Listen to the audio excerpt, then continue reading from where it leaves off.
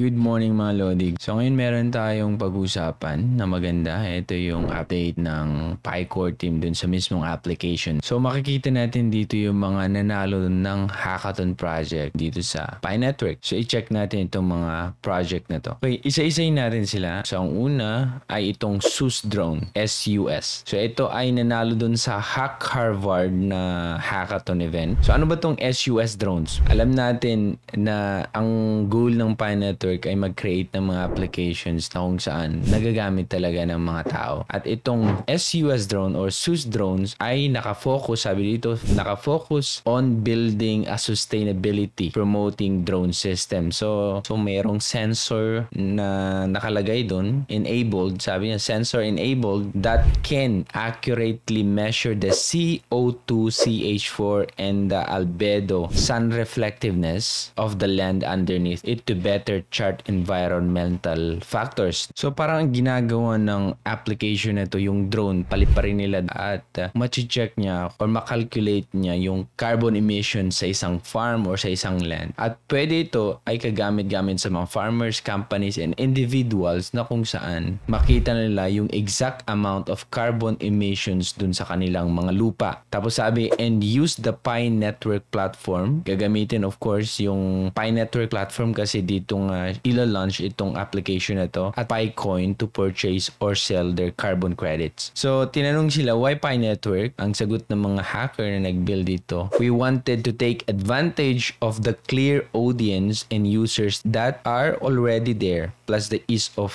use was great since we didn't know much about blockchain. So dito sinabi nila, take advantage nila kasi malaki yung community para ma-check yung application at PySD kaya madali lang gamitin. So eto sila, sa Harvard yan ha. Ngayon, ano pa yung next na nanalo na application sa isang university din? Dito naman sa Cornell University, itong Big Red Hacks, ang winner ay ang NFT3 na project. So makita natin dito yung kanilang picture. Ito yung mga developer at ito nasa gitna yung core team na si Swaroop Hodel. Okay, ngayon, ano ba ang NFT3? So lahat is nasa sustainability tayo. Okay? Ayun yung sinusuportahan natin, yung ikagaganda ng ating mundo. Ang NFT3's vision is that each NFT3 represent a real unique tree and user can buy and sell this using PiCoin. Kung sakali pag okay na tong NFT3 na to, so kung bumili ka ng NFT3, ibig sabihin meron kang punong kahoy talaga na kung saan totoo na naitanim saan mang lupalop. Makikita mo dun kung saan siya naitanim. Makita mo anong klaseng tree type at age ng tree. Makikita mo dun sa mismong application at pwede mong ibenta yung tree na yun kung gusto mo using PiCoins. So ito yung maganda dito kasi yung itatanim nilang mga punong kahoy is NFTs. So makikita mo syempre kung mas mahal yung binili mo, mas okay na tree siguro. So natatrack mo yung buhay or yung kahoy na binili mo. So ito maganda dito, sabi ng isang hacker yung nag-build dito na our focus was on sustainability and Pi's platform is eco-friendly. So we wanted to build on a platform that aligned with our goals. Syempre, yung kanilang project ay nakafocus sa sustainability. So naghahanap sila ng platform kung saan silang magbe-build ng eco-friendly na platform at naka-align dun sa goal nila. Alam naman natin, ang Pi Network ang una dyan. So next na project, itong CallHack. Ang pangalan ng application is Sparkle. Sabi dito, out of 2,000 hackers, Sparkle stood out as an entertaining gaming application.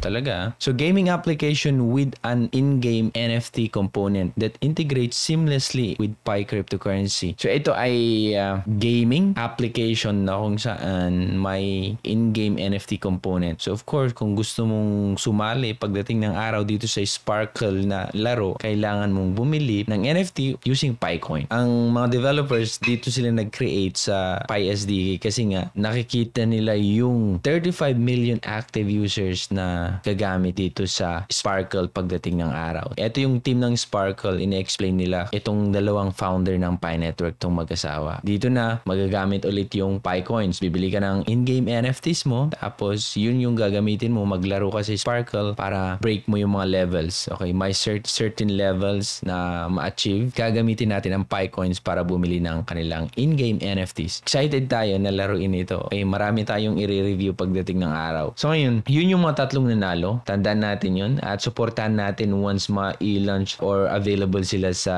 ating Pi Play Store pagdating darating siguro ang araw meron na tayong Pi Play Store kasi may mga ibang games din naman na available na sa Pi browser, di ba, pag ma-check nyo. Pero kasalukuyan, karamihan is nasa development pa lang. So syempre, meron ding mga sumubok na gamitin ang Pi SDK para mag-create din ng applications. Kaso lang hindi sila nanalo. Pero deserve din nila mabanggit yung kanilang mga pangalan, kaya babanggitin nila dito kay yung mga impressive project na kung saan in-integrate nila ang Pi's technology. So ito ang InstaFit, a healthcare and fitness application. So sikat na sikat ngayon yan. Pag magpunta ka dun sa Google Play Store, maraming mga application na pang fitness. Pagdating ng araw, magkakaroon tayo ng itong InstaFit, okay? Ito namang Pi Bakery ay marketplace. Di ko alam kung anong klaseng marketplace. Marketplace ba ng NFTs? Marketplace ba ng mga ibang cryptocurrency? So di natin alam itong Pi Bakery. Pero excited tayo na makita saan papunta ang mga to, okay? At itong isa is Craft Pi, an educational technology application. So maganda ito. Pang education naman to, okay? So with so many relevant and varied projects created over the weekend, hackers highlighted both the range of use cases for the Pi community as well as apps that can be benefit from developing on Pi network. So dito sa last, talagang gustong-gusto nilang ipaalam sa mga developers. Target ng core team yun is build.